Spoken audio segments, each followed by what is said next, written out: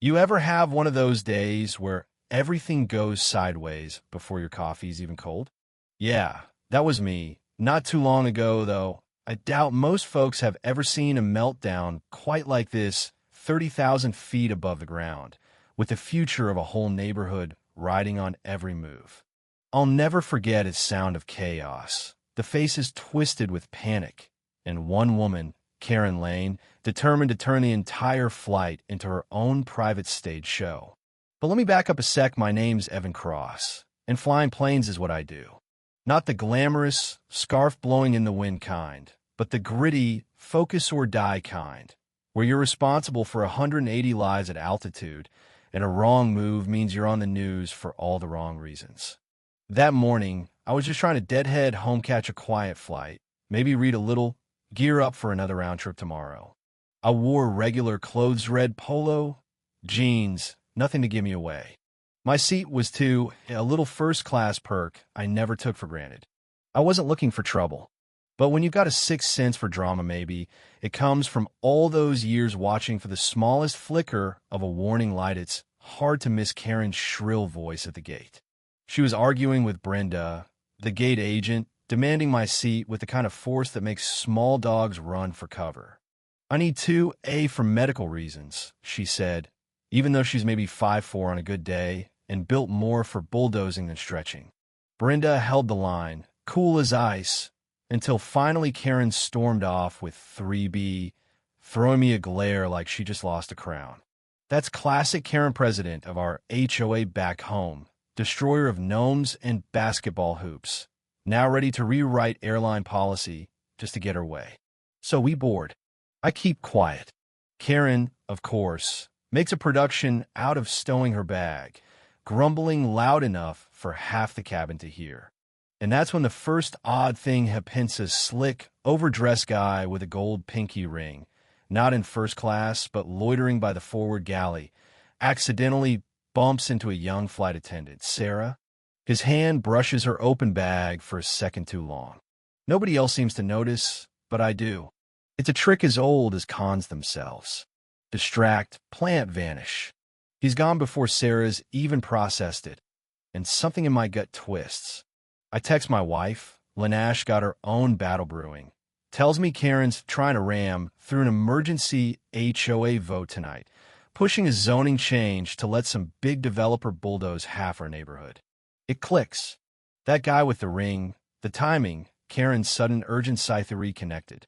But right now, I'm locked in a metal tube with all of them, storm clouds building outside, and nothing but instinct and training to go on. Fast forward to cruising altitude. Karen's live streaming her woes, painting herself as a victim while the real work of the flight goes on around her. The tension ratchets up when the weather starts turning ugly, angry reds and purples on the radar, turbulence that bounces your teeth in your skull. Then, just as the captain flicks the seatbelt sign back on, the call light from Karen's row goes off again and again, frantic. "Help! This man's having a heart attack!" she shrieks, and a whole new level of chaos erupts. Her seatmates slumped, looking half dead. Karen's filming it all for her fans. Flight attendants and a nurse jump into action, but Karen's in the way, running her own medical drama. And all the while, in the middle of the bouncing, the overhead bin near row 3 starts to pop open, just a click, but enough for a trained ear like mine to catch.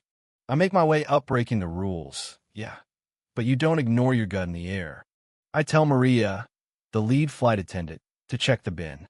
She finds Sarah's bag, exactly where the gold ring guy touched it. Her face goes sheet white. Protocol kicks in. LRBL, the least risk bomb location. The bag is quietly moved to the rear of the plane, every move controlled, passengers none the wiser.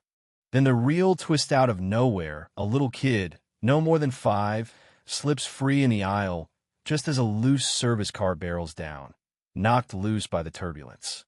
There's no time to think, only to move. I block the cart with my body, catch the full force with my shoulder, and scoop the kid to safety. For one breathless second, everything freezes. Maria's eyes say it all: thanks, respect, fear. The captain comes over the intercom diverting, emergency landing 20 minutes out. We're heading right back to our home airport, the exact spot Karen needs to make her HOA vote. No way that's a coincidence. Lena texts me. The developer's bragging on the neighborhood stream that Karen will be there soon. I realize this whole show the fake medical crisis, the planted bag, the storm was orchestrated to get Karen on the ground in time. The lives of everyone on board were just collateral. Descent is brutal. The storm pounds us, and as we finally touch down, we're sent to a remote gate. Emergency vehicles waiting. Then, chaos erupts again. The fixer in the gold ring bolts for the exit, tries to run. The air marshal, who's been watching all along, is on him in a flash. The fixer pulls a knife, desperate, but I cut him off with my bag hard enough to drop him. The marshal and cops pile on, pin him, cuff him, and just like that, it's over. Well, almost. Karen tries to play the innocent, broadcasting her version to the world until Agent Miller from the FBI steps in, gathers evidence from me and the crew, and, thanks to a mountain of proof, Lena's pulled together security footage, catering receipts for a victory party, chat logs showing Karen's allies planning her arrival. TVE got Karen dead to rights. Her airline ban is announced over the pash, white as a ghost stand. Then she's arrested, read her rights in front of everyone, live stream still running. I won't lie, the applause from the cabin was something else. You know what I mean? Later that night, after hours giving statements, Lena picks me up. We go straight to the community clubhouse, where Karen's allies are melting down, and Mike, the gun-own-loving neighbor, stands up and calls a vote to remove her. It's unanimous. The developer's deal falls apart. The zoning variance is crushed a month later, and Cedar Creek gets a second chance. Weeks on, life settles. The crazy rules vanish. People relax. The air feels lighter. One night, grilling on the deck, Lena asks what happened on that flight. I just shrug. Sometimes you defend your home with a gesture, sometimes with a quiet word, sometimes by just paying attention. And that question, how far will you go for your community? Well, maybe we all found our answer that night, sky high above a world full of small, stubborn miracles. Now, I'm curious, what would you have done in my place? Drop your thoughts below. Tell me where you're watching from, and if you've ever seen a neighborhood power trip like this. Was justice done? Or did we just get lucky this time?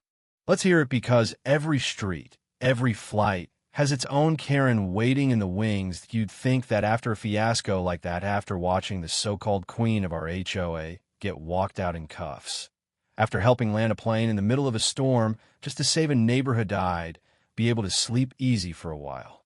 But the funny thing about evil is it doesn't just pack its bags and move away. Sometimes it just slips on a new mask and knocks on your front door before the dust even settles. Yeah, that happened.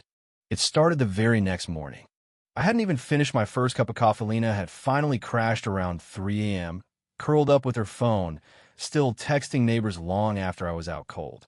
I stepped outside, hoping for a breath of fresh air, only to find a big black SUV idling at the curb.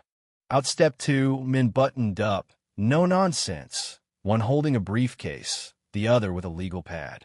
"Mr. Cross?" the taller one asked, looking around like he half expected a sniper in the hydrangeas. "We're here from Oak Valley Holdings. We like a word." My heart did that uncomfortable double thump. These were the guys, the money behind Karen, the ones who'd try to hijack the flight for a zoning deal. I invited them in, because what else was I supposed to do? They sat at our kitchen table, spreading out glossy brochures and contracts like some real estate version of The Godfather. "We understand things have gotten complicated," the one with the briefcase began, his voice too smooth to trust. "But Oak Valley still wants to invest in Cedar Creek. We could be reasonable. There are incentives for folks who cooperate." He slid an envelope across the table, heavy with cash, and gave me a look that said he thought I was a pushover. Let me tell you, nothing sobers you up like seeing, up close, just how far some people will go for a little extra profit. I slid the envelope right back, my hand steady. "You picked the wrong street," I said, "and you sure picked the wrong family. You'd think that'd be the end of it, But these people don't give up that easy. By lunch, my phone was blowing up with messages from neighbors. Some were angry, blaming me for stirring up trouble, worried about property values, HOA lawsuits, police at the gates. Some were scared somebody had dumped trash in Mike's yard, slashed his garden hose, spray-painted snitch on his fence. Lena's car got keyed that afternoon. Suddenly, our little victory felt pretty fragile. That evening, we held an emergency town hall in the old clubhouse. People were on edge, nervous, some looking for a new ringleader, others just wanting someone to blame. Mike, bless him, tried to keep order, but when you've got 40 homeowners all talking at once, it's chaos. Then, right in the middle of a heated argument about security cameras, a new face stood up. Tall, gray suit, piercing eyes, introduced himself as Mr. Sanderson, legal counsel for several concerned residents. He smiled in that way lawyers do, the smile that means they're about to eat you alive. I'd advise against any further reckless action or spreading of rumors, he announced. Oak Valley is considering its legal options. Slander, defamation, loss of income. Be careful what you say next. The room went ice cold. But here's the thing, fear only works if you let it. I glanced at Lena, who gave me that little half-nodder way of saying, "Don't you dare let them win." So I stood up and told the whole story start to finish, no holds barred. The truth about the plane, the fake emergency, the planted device, the evidence Lena and I had handed over. At first, people just sat there, some skeptical, some shocked. But when I finished, a few brave souls started clapping. One by one, others joined in. For the first time in months, the neighborhood felt like it was on the same team again. Of course, Sanderson wasn't done. He filed an injunction the next day, trying to freeze the HOA's bank account, tie up our funds in red tape, stop any changes to the rules or leadership. Suddenly, every mailbox in Cedar Creek had a glossy mailer from Oak Valley. Promises of gift cards, new parks, free lawn service. We just supported their community vision. It was pure bribery, dressed up as goodwill. Meanwhile, the fallout from the flight kept rippling. Federal agents were still circling, calling for follow-up interviews. Maria and Sarah, the flight attendants, ended up on the news overnight, celebrities, but also targets for online trolls.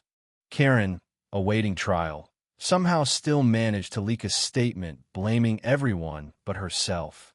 She'd hired a PR team, if you can believe it, claiming she was set up by disgruntled radicals. Yeah, sure.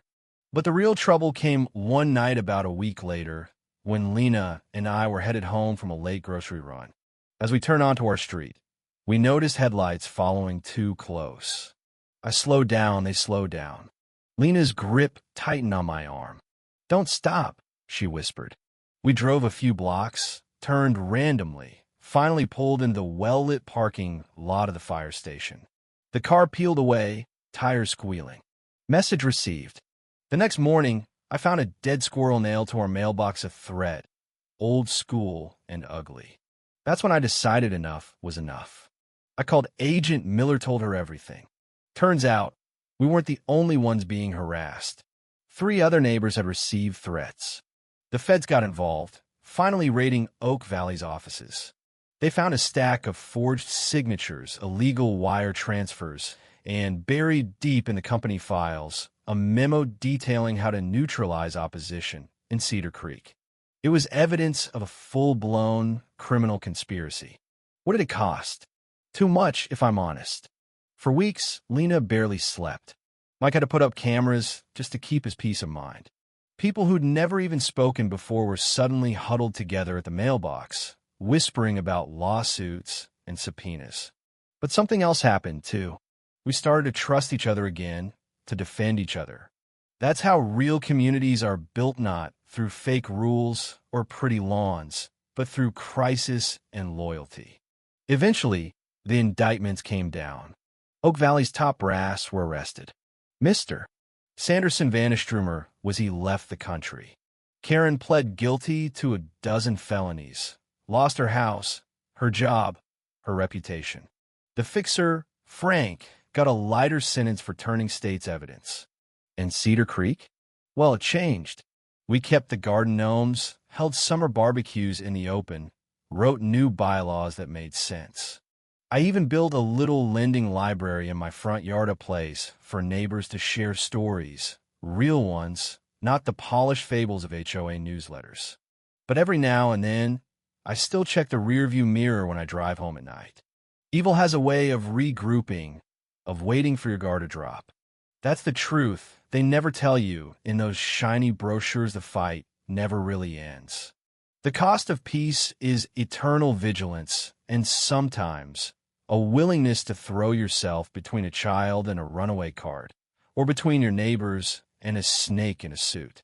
So what do you think? Was it worth it? Should I have taken the money and walked away, or stood my ground like a fool? Drop your own war stories below. Tell me how your neighborhood survived its own Karen, or what you'd do if trouble knocked on your door at sunrise. Maybe there's no right answer, but I'll tell you one thing: when it comes to home, to the place where you put down roots, sometimes you have to fight for it, even when you're bone-tired and outnumbered. Especially then. Your move, world. Let's see what you've got next.